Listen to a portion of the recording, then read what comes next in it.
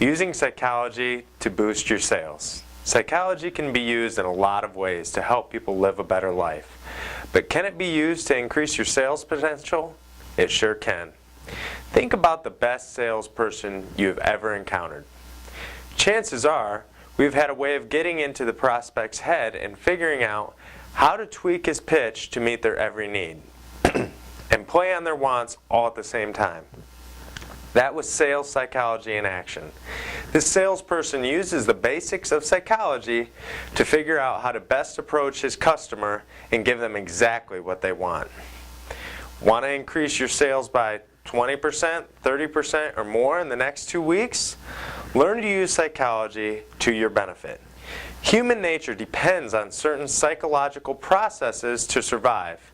It is a pattern of reaction to stimuli, one that if learned by a salesperson can be used to encourage a prospect to buy whatever it is that you are selling. If you have been in sales very long, you know customers aren't always logical when it comes to making buying decisions. Emotions play a key role in their decision. This is all part of the psychological process of the sale. First, the customer gauges the mental attitude of the salesperson. Is he or she someone you trust and want to work with? Secondly, the salesperson must take into account the mental impression of the customer. What kind of customer are you dealing with? Someone who wants to buy, feels pushed to buy, is skeptical, overly trusting, etc. Once the salesperson and the customer both have gauged each other and figured out who they are dealing with, there are other steps to the psychological sequence of the sale the seller must be aware of in order to succeed.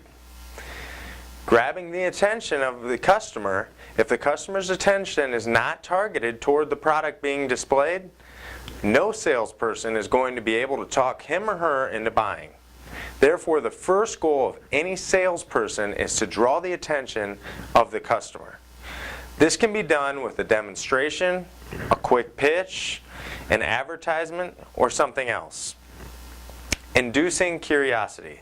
This is a key to convincing a customer to buy a product. If they are not curious enough to begin asking questions about your product, then they're not going to be interested enough to actually buy your product.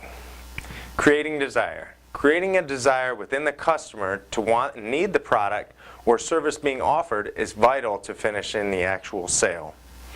Satisfying the customer's needs.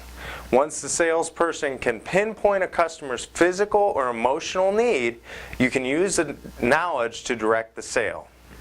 Moving the customer's will. Once you grab the customer's attention, make them curious enough to want to know more about your product.